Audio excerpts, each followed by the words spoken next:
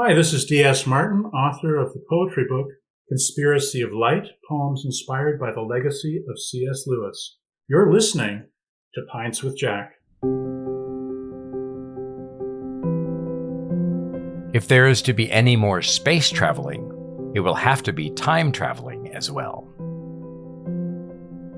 This is Pints with Jack, Season 6, Episode 28, The Dark Tower, After Hours with Dr. Junius Johnson.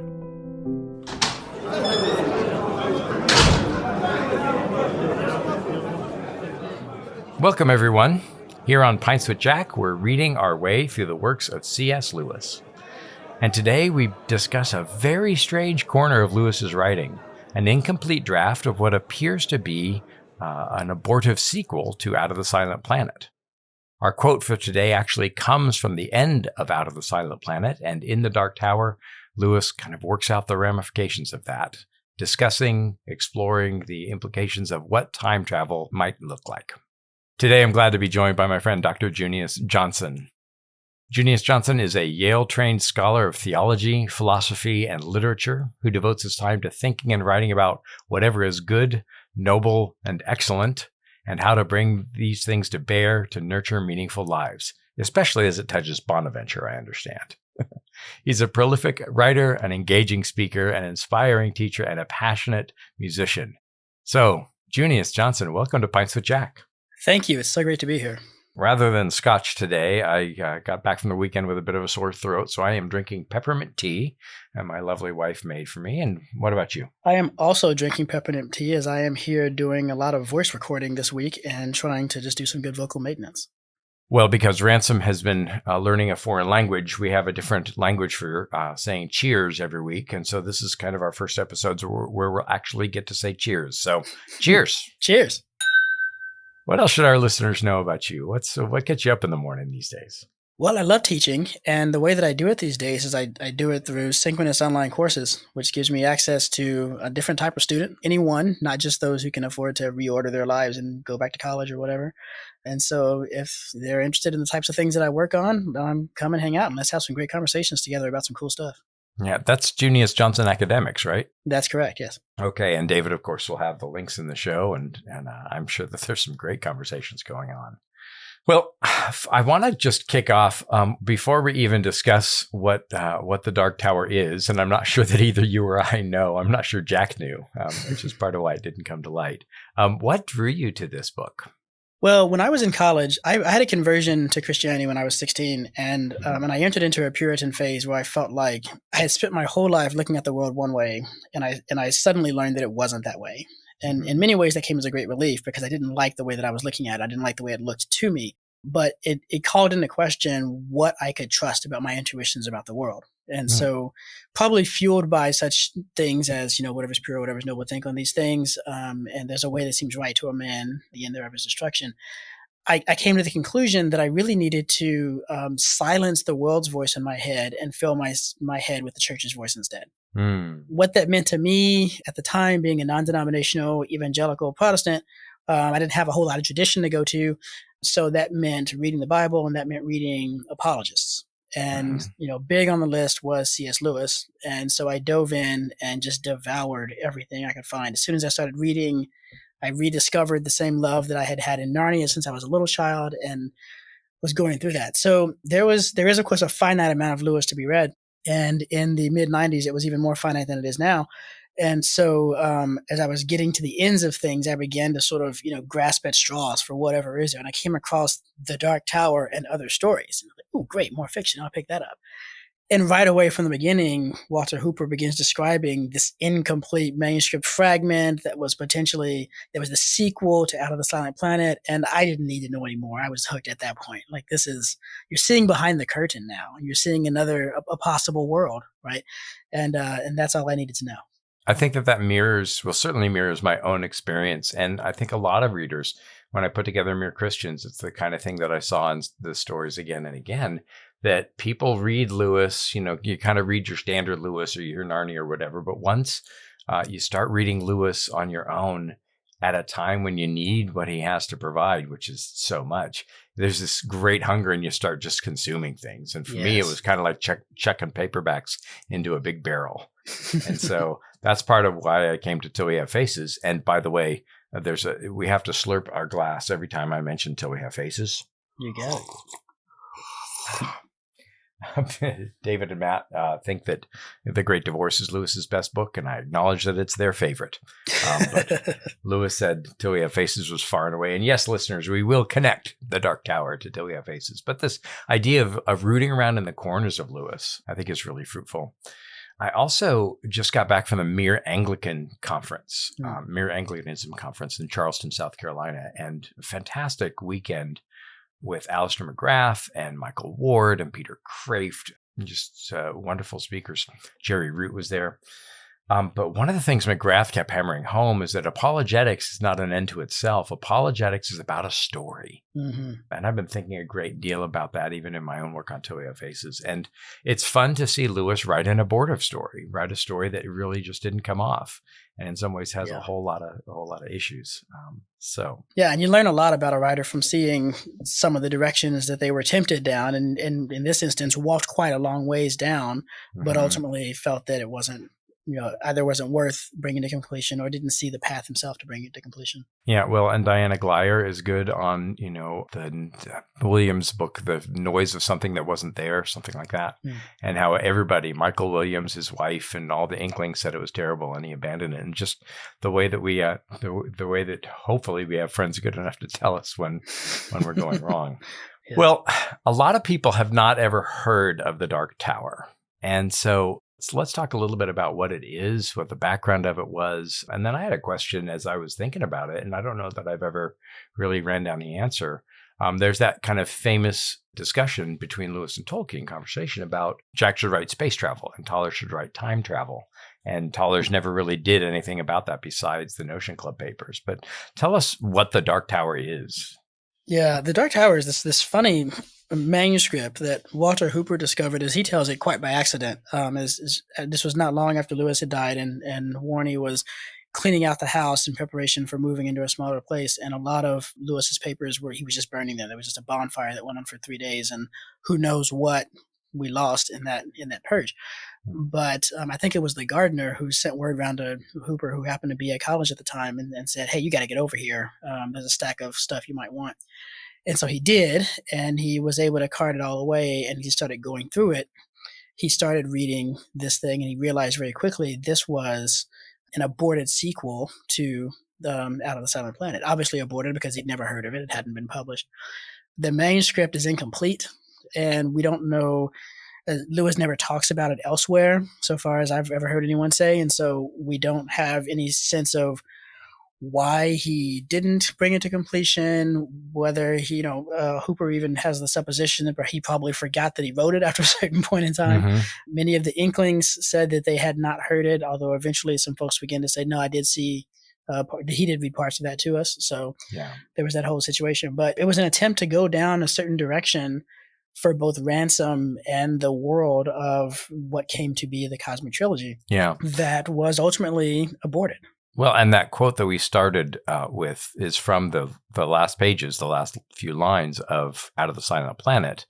And the narrator talks about the door to outer space being closed. And if there's to be any more space traveling, it will have to be time traveling as well. And there's this brief reference to, 1938, 1939 in the story. And so that seems to indicate perhaps that it's around then. I think Charlie Starr has dated the handwriting to around that time. I actually had the manuscript in my hands this last summer at the Bodley. Oh, how cool. It was great. And I have pictures of it and all the rest. So yeah, it seems to have been this attempt, and not surprising that the Inklings didn't hear about it, I think.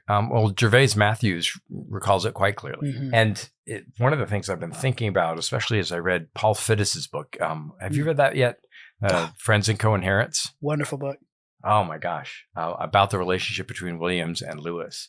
And he points out that, especially during the 40s, a lot of times Inklings was just Jack and Warney and Williams. And to have a meeting of the Inklings was never all 19 of them there at the same time. They wouldn't have fit. Yeah. And so maybe not coincidental. If Joel Heck does his marvelous chronologically Inklings instead of chronologically Lewis and tracks down every day of everybody's life, maybe we'd have a better insight. So what's the basic plot of what's going on there? So a group of men, which includes both the Lewis narrator character that we were introduced to at the end of Out of the Silent Planet and Ransom, who was our protagonist in Out of the Silent Planet, are gathered in college at Cambridge to be shown a startling new discovery. And the discovery is the invention of what the character calls the chronoscope. So what a telescope is, a telescope allows you to see far away in space. A chronoscope allows you to see into other times. And so as they all gather together around this thing and they have conversation about the philosophy of time travel and time itself and these other sorts of things in good Lewis fashion, and then they're interrupted by the annoying scholar in college that none of them can really stand, and he's got a pet nickname for Lewis, Lulu, that Lewis hates. They fall into a habit of watching as images begin to appear in this thing, and they're constantly seeing images really of just two locations primarily. This dark tower, and then of a room inside the dark tower in which there's a very particular figure with a stinging horn filled with poison in the center of his forehead. And folks are marched through repeatedly to receive a sting from this guy, and the sting converts them into these sort of mindless automata who become the soldiers for this thing. So they're not really sure what they're seeing or what's going on with it, and there's a lot of heated discussions about it. Ransom at one point suggests that what they're seeing is hell, which everyone has a very violent reaction to. He later changes his mind about that. But things kind of come to a head when a figure shows up on the screen who looks exactly like one of the men in the room, Scudamore. Like Scudamore, yeah. Yeah.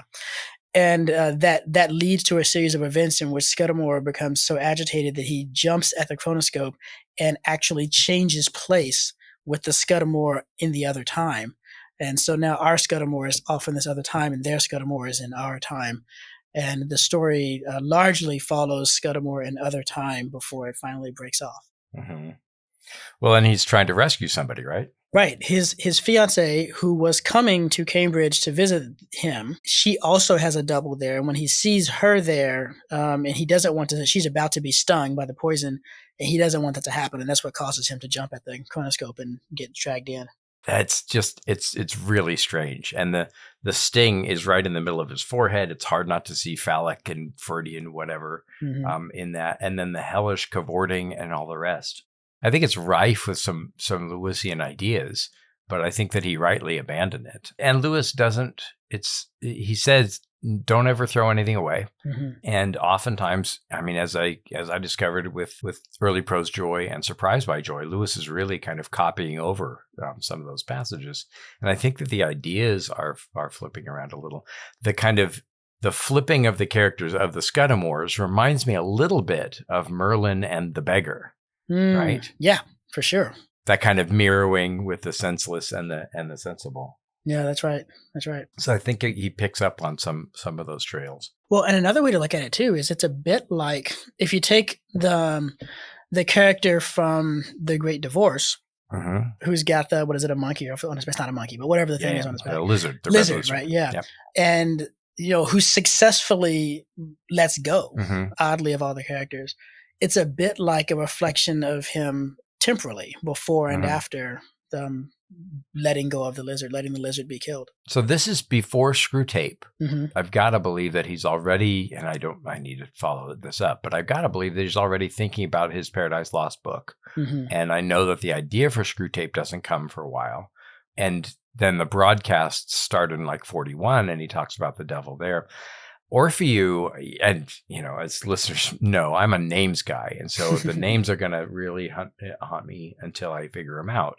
And I don't know that I have, but Orpheus is clearly an echo of Orpheus. Yeah, and the Sting character is kind of a hellish character, but not hellish, maybe like the Christian hell, perhaps more like a Greek hell. And I wonder if this the Scudamore leaping in to go save Camilla isn't, at least in some ways, at least an echo of a trope of Orpheus going down to hell to save Eurydice. Possibly in support of that is, of course, Scudimore's name himself is Shield of Love from the Old French. And so there's this notion of him jumping in to be the shield for the one that he loves, to provide a shield made itself out of love, and on we go, right? Oh, yeah, that's great. Okay. Yep. Well, and we know that Lewis was involved in helping Tolkien with his translation of Sir Orfeo. Mm-hmm. I did a paper once tracing some of the clear echoes of Ovid and Virgil and their Orpheus tales in Silverchair. And so there are some Orphean echoes. And then Barfield wrote the play Orpheus, and Lewis read that too. And so you've got the Dante stuff going on with Sayers and Williams and others and Lewis. But I think that there's a clear kind of Orphean thing that's happening. And I think this may be kind of Lewis's contribution to that. That's a great connection. Well, you've got their agreement. And once again, I don't have the chronology in front of me. It may have been a little bit later than this.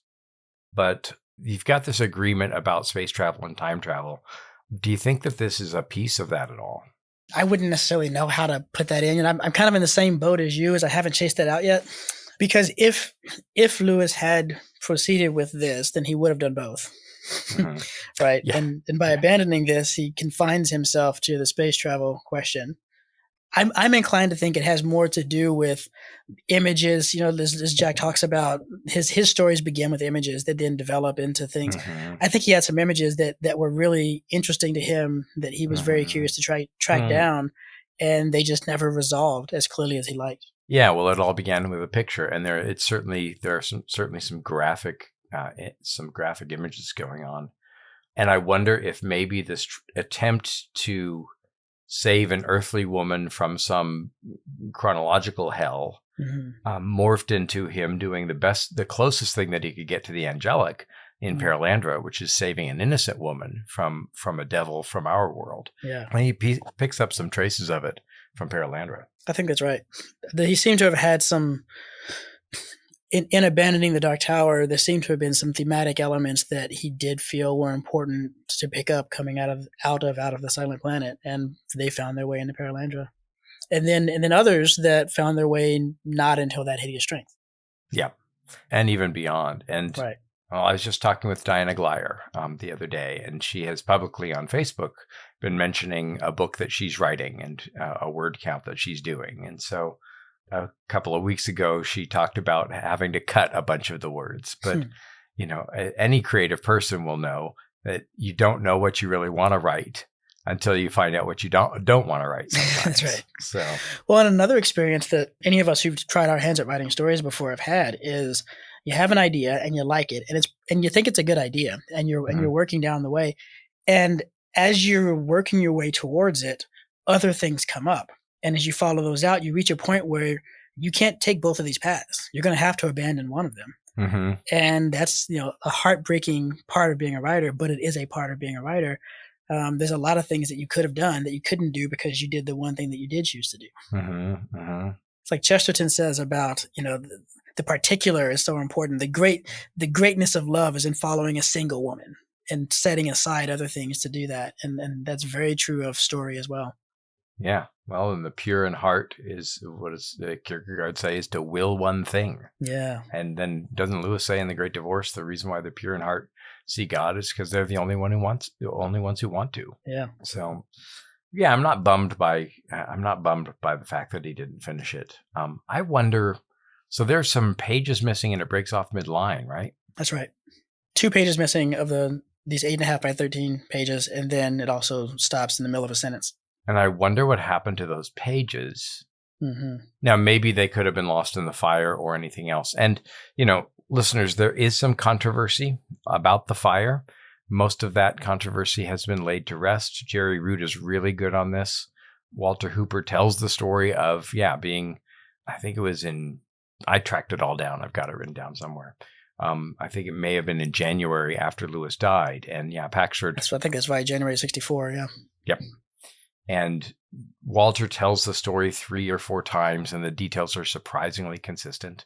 And he told me about it when we met. And so Packshard Warney was just burning notebook after notebook and manuscript after manuscript, maybe in part because of grief. And Walter came with a couple, I think he said it was duffel bags it may have been suitcases, but it was as much as he could barely haul to the bus. Hmm. And so maybe the pages got lost. I wonder if they didn't, if they just got lost somewhere and Jack returned and missed those pages. I wonder if maybe he gave up because of that. Who knows? We know that there were things that Lewis started, and then we see them in their finished form, but we don't have a lot of the draft stuff. So if you've seen at the Wade Center, Lewis's books that have indices in the back. Mm-hmm. In fact, I own one of those books. I own a book from his library. Those indices are alphabetical, but he could not have made an alphabetical index as he was reading the book. That's right. So there must have been some scratch paper. Right. Right. And then he transcribes it. And then, and he was not very fond, not precious about his own stuff. When Walter was at Cambridge and Lewis had retired from Cambridge and Jack's back in Oxford, there's some letters between them. And Walter asks what he should do with the different books. And Lewis gives pages of instructions for this book and that book. He knew every book in his library. And then one of the last lines was, concerning my own books, WPB, or apply it to your own use. Of course, WPB is waste paper basket. Yeah. So he was not precious about his own stuff. But I want to address something in what you said a while back. You mentioned that you're not sorry that he didn't finish it. And it's generally the common line in Lewis scholarship is, it's not very good. And so maybe that's one of the reasons it is one of the stated reasons some people have cast on its authenticity. I'm going to dissent. Okay. It's not up to the level of the rest of the Cosmic Trilogy. I'll give you that. But I quite like it. Mm-hmm. And I wish it hadn't been finished. And I think that the difference perhaps lies in, as you move from Out of the Silent Planet to Paralandra, Out of the Silent Planet is a harder core science fiction novel than Paralandra is. Mm-hmm. And then That Hideous Strength doesn't even purport to be science fiction at all, but rather a modern fairy tale, and it really doesn't have the science fiction elements at all.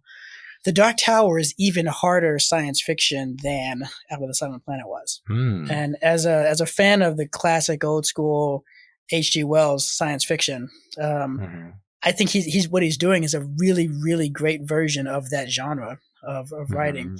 And so to have a complete text from him about that would be, gosh, I would love it. Plus, if you read this thing, and I recommend you do, there's two ways to go about it. One is to always keep in mind that you're not going to get to see the end. And I think that's not the best way. The best way is to just let yourself get lost in it and forget that it's incomplete. And because it's in a book with other stories, you don't know when the end is coming. And it's jarring. And the strength of the jarringness for me is an indicator of how much I was enjoying reading it to that point. Yeah, no, that's a good point. And even if it wasn't Lewis's best fiction, I think that had it been complete, Lewis so repays careful reading. Yeah. And I know some people think that we're just nerdy and fanatical about it, but and who's to say we aren't?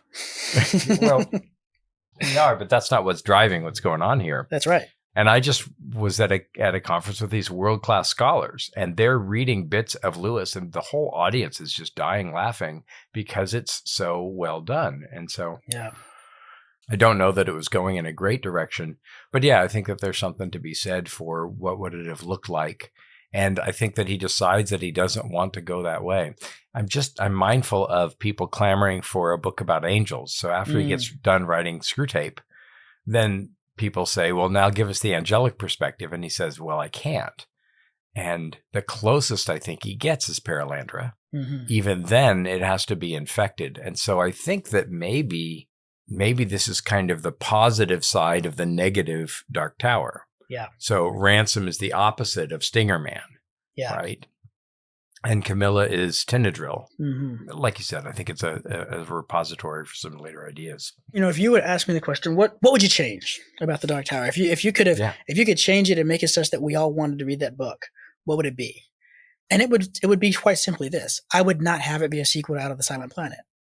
I think he's right that it's wrong for that world that he built, for that universe, as it were. But as a standalone, or even as the grounds of a different set of stories, I think it would be quite promising. And part of the reason why is the last time I was reading it, I was teaching a course, which I'll be repeating again this spring, on the Cosmic Trilogy. And originally I did not include it when I planned it. I planned a 10-week course and it was not in there. And then after the course had started, as we were coming to the end of Out of the Silent Planet, I was like, hey, would everyone be okay with adding another week so we could do the Dark Tower? And they were like, yeah, sure, absolutely. And we did. And in the course of, not even the course of preparing for the course, but in the course of discussing it in the classroom, I saw some things I hadn't seen before, and I got a glimpse of where I think the plot was going, because I've never understood how it was supposed to be a sequel to Out of the Silent Planet. I mean, yes, there's the time connecting thing, but that doesn't get you very far in seeing how it's really carrying the story forward. Ransom is kind of sidelined this time around, and so that's difficult to follow and whatnot. And I saw that there's a very clear connection between the demonic, if you will, goal in Out of the Silent Planet and the characters Weston and Divine, and the demonic goal of the other timers in the Dark Tower. Yeah. And that is a certain way of achieving immortality. But where Weston and Divine want to achieve immortality by leapfrogging through space from planet to planet, the other timers want to achieve immortality by leapfrogging through time, through instances of their bodies in different timelines. And that was brilliant to my mind, and got me very excited about the whole conceit that lay behind the thing. And that set me off on time metaphysics and what he's doing with all of that. And there's a very technical discussion of time metaphysics that he's completely made up, that he's put in there. And maybe I kind of got a little lost on the nerd trail at that point. Well, no, I think there's lots of rabbit trails to go down. And in our correspondence before this interview, the parallels that are going on that he resolves in Paralander, I thought that was brilliant, that they are doing some skipping around, and there is this kind of demonic urge, devilish urge, and Lewis uses similar terms to that about this idea of dominating another culture or another time, and he seems to be kind of standing against domination. It's, man, well, I'm always contextualizing things chronologically. You've got the growing threat of war. Right? Yeah. It's 38 and Hitler's the chancellor, and you got 39 coming. Yeah. And so we're not sure when it was written, but you've got this kind of growing sense of dread. And I've talked about it on the show before. I mean, Virginia Woolf takes one look at the sky and the bombers and puts rocks in her dress and walks into the river and drowns herself. You know, the psychic damage of the potential of all of this evil, and an evil the like of which we hadn't seen before. Yeah. So I think that there's a sense of kind of that growing oppression going on there. Paradoxically, it might have been a reason to abandon it, that he felt that what he needed was not a dark tower, but a light planet.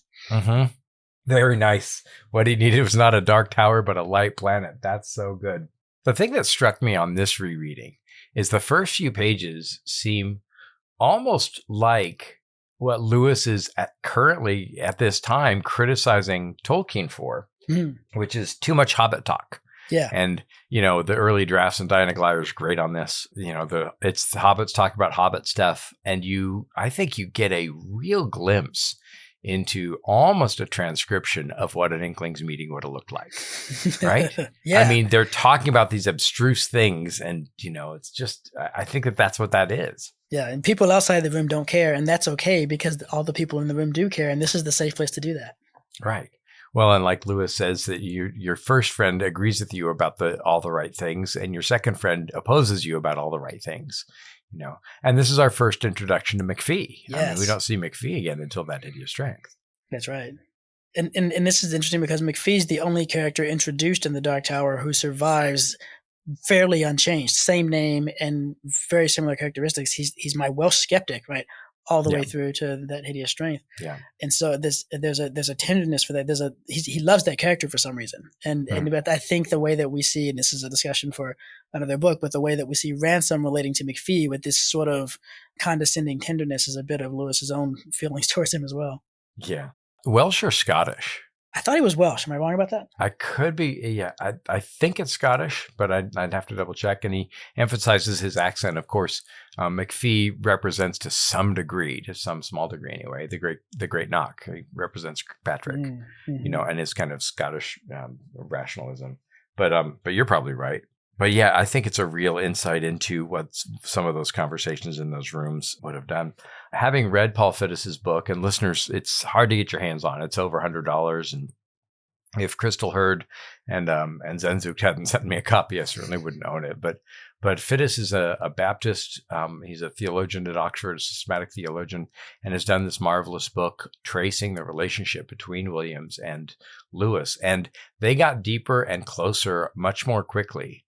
And I loved him tracing the romantic theology and the term, the weight of glory, some of that stuff that Fittis does in the early chapters. And I'm wondering if Lewis is even now, and once again, I need to pull up my Joel Heck. I wonder what of Williams Lewis was reading around this time. And we don't know that it was 38, 39. Mm-hmm. Charlie would be a good one to help us with that. But if it is around then, what Williams is he reading? And that kind of spooky supernatural thriller thing that's going on in Williams, this is Lewis's kind of first attempt at doing that. Yeah. And when I teach the trilogy, I always treat it as a tetralogy, and I ask students to read Place of the Lion in between Perelandra and That Hideous Strength. Because those books are parallels and opposites in so many ways. I mean, Damaris and Mark have so much in common, and Anthony and Jane. And I think that, I think it's just even a truism at this point that Lewis is kind of trying his hand at writing a Williams type supernatural thriller. But I hear some of that stuff going on. And there's that kind of magical and playing with elements and there's some of that stuff, I think, going on here in this book that you don't see until later. Yeah, that's right. I think that's right. Well, let's talk a little bit about the Dr. Ransom and the Lewis personae that we see in this book. Tell us a little bit about that.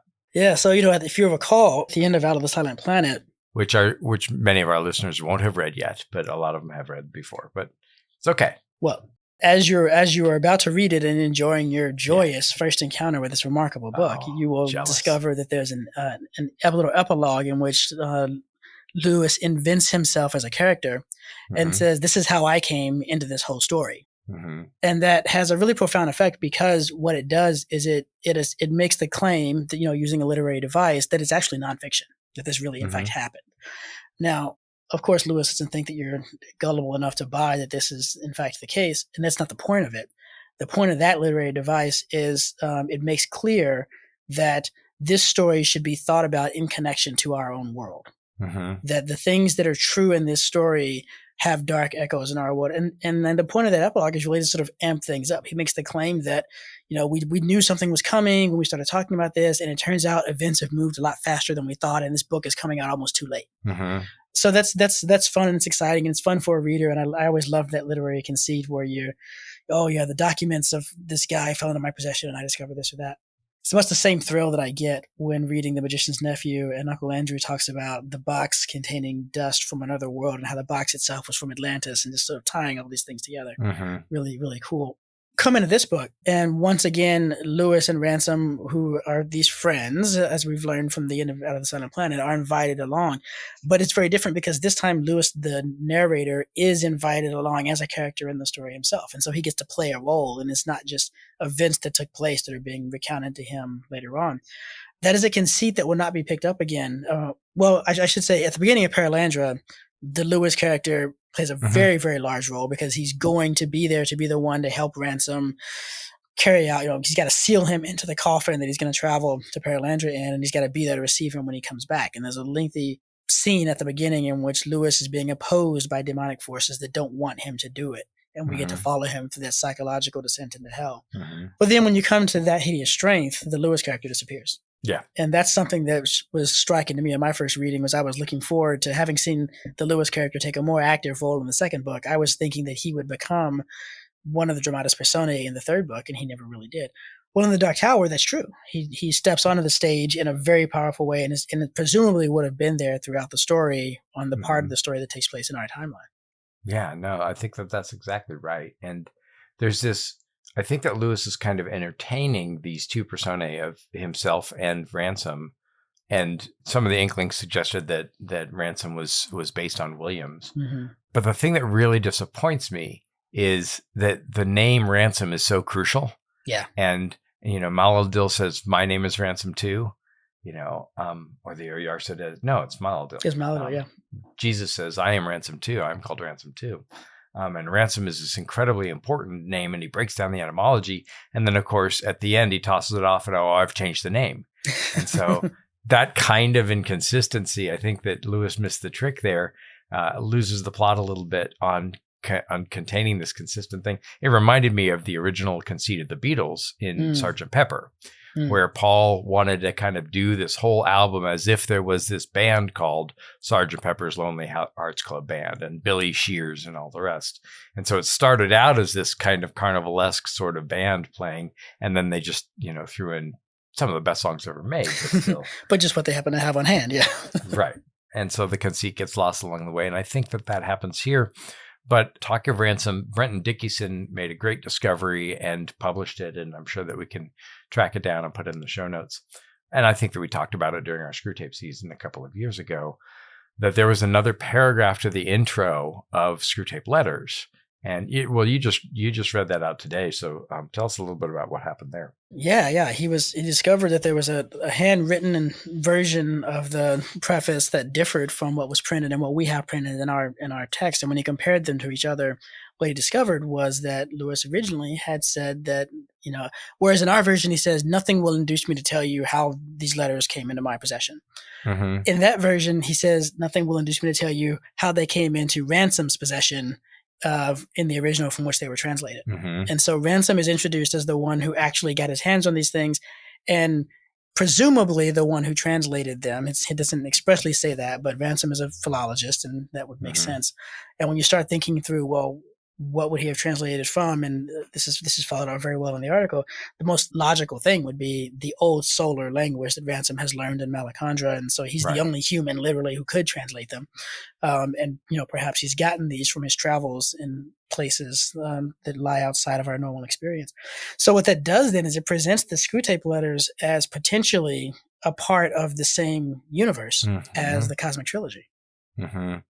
Yeah, and that just opens up all kinds of possibilities, and that one would wish that there were more of that thing, but that Lewis is kind of thinking of Ransom as this kind of central mentor, and I think that if, like Walter records in the note after this story, if indeed Ransom owes a lot more to Williams, looking at the role of Williams in all of this as being, and Williams is really kind of playing a nexus character in the Inklings.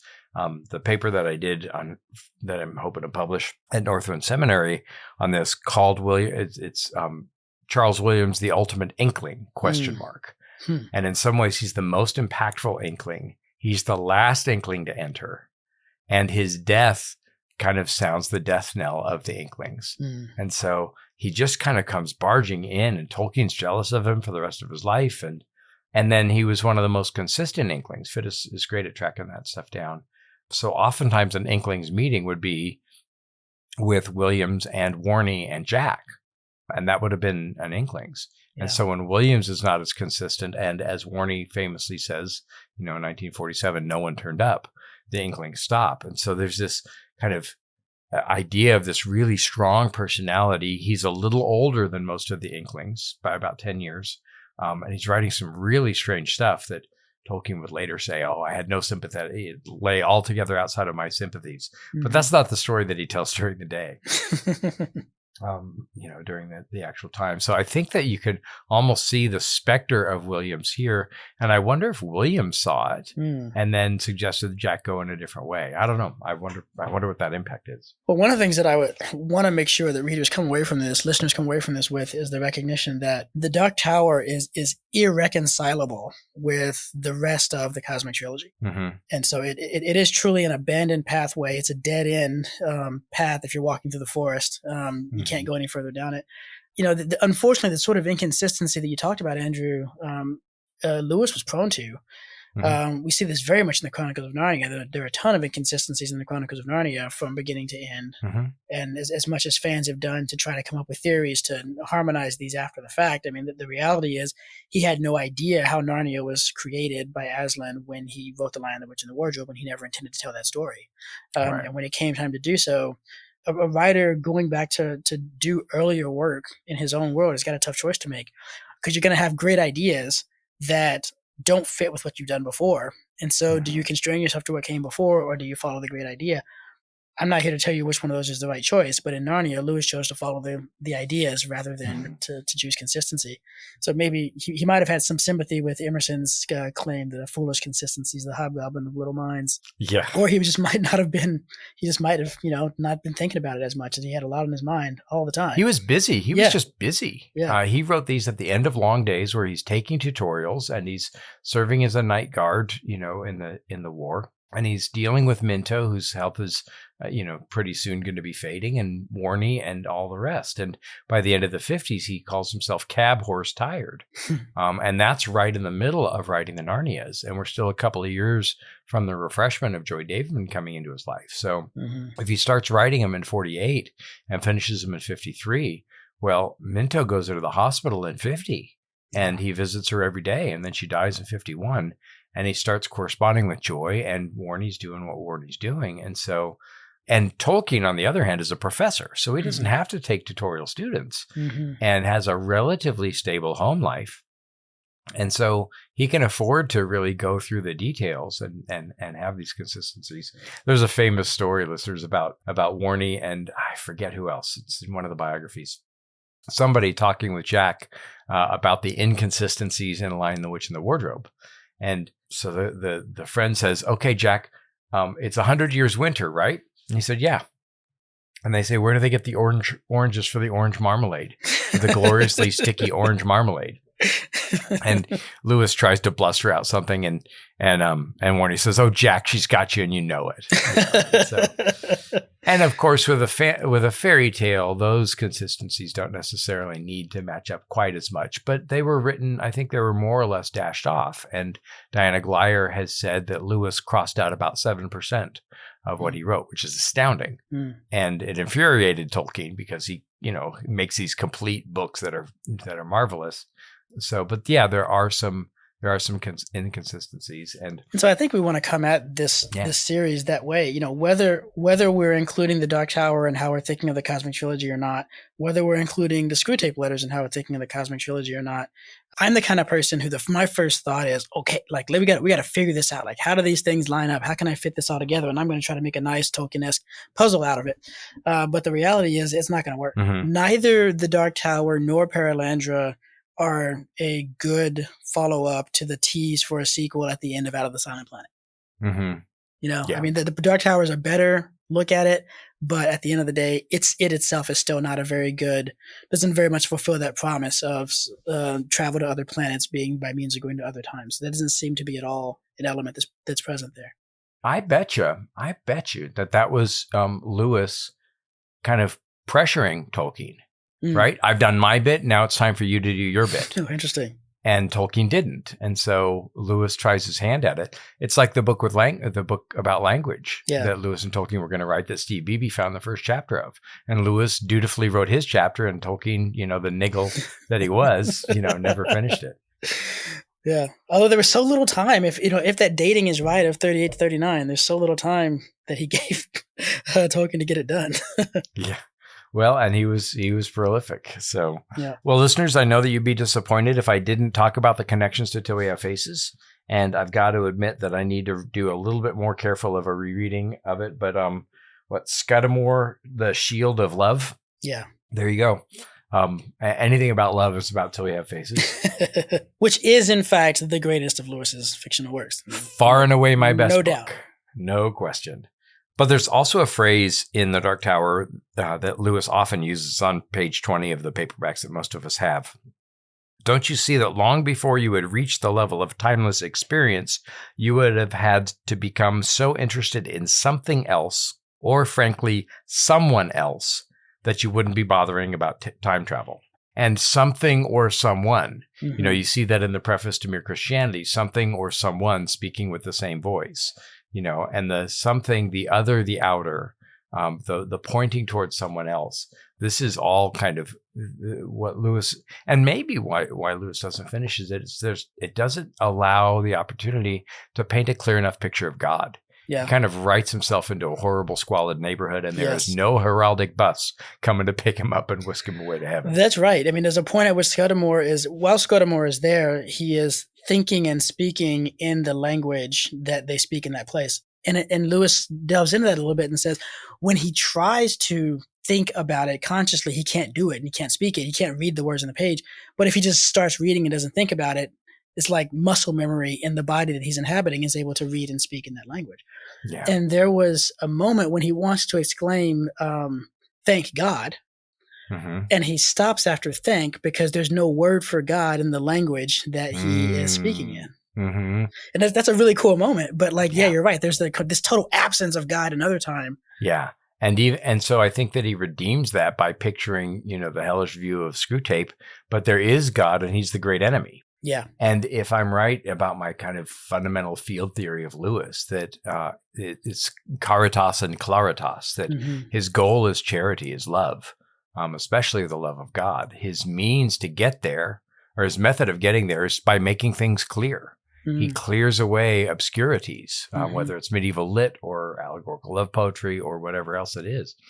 English literary history, he's always clarifying, which is why Lucy is so lucid. Yeah. And the means that he uses is story, right? It's a myth retold. It's a modern fairy tale for grown-ups. He believes in the power of story and narrative. Yes. That clarifies all things, especially the love of God. And I think that he writes himself into a relative dead end, where he realizes that he's not accomplishing his mission. And like you said, I thought that was a brilliant point. There was plenty of darkness going on in the world.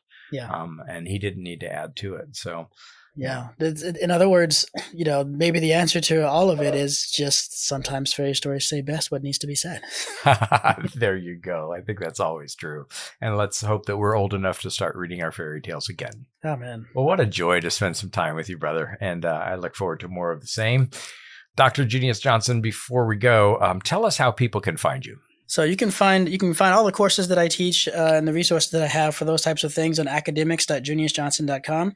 And if you're interested in other podcasts that I will be on and appearances, chances to hear me speak and that sort of a thing, you can check out justjuniusjohnson.com. Okay, great.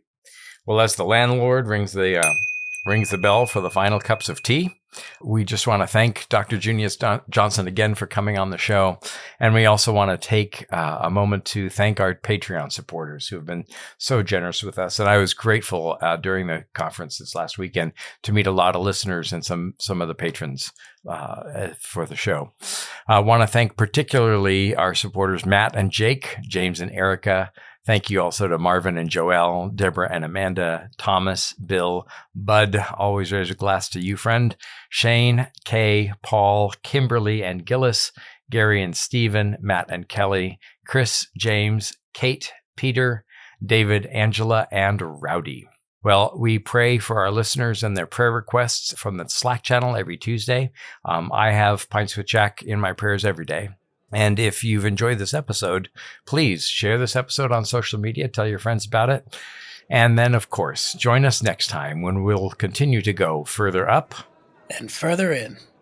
Cheers. Cheers.